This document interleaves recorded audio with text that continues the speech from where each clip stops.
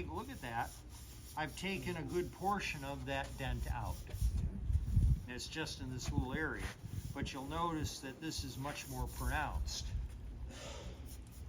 You know, you compare it. It's still not all the way out, but that's the process we use to get that out. Now, I'll work on this one a little bit. And this is hammer off dolly, because the dolly is below the crease. It's right there. Now,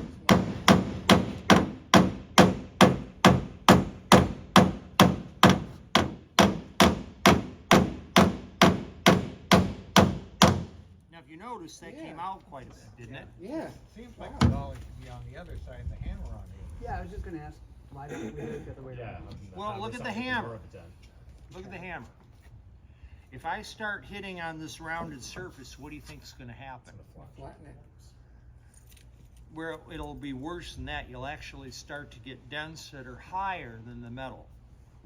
So you have to, I know it sounds counterintuitive, but you have to do it this way to be able to get the dent to work its way out. Again, very time consuming. Now, I've done a little bit of work there. I want to do some, so I'm pressing.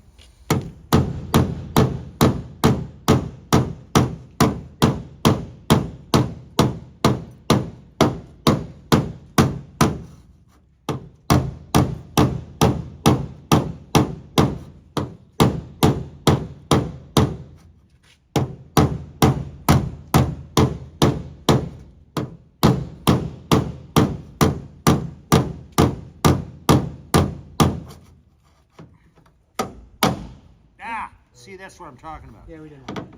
So I screwed up there. I hit it, didn't hit it square.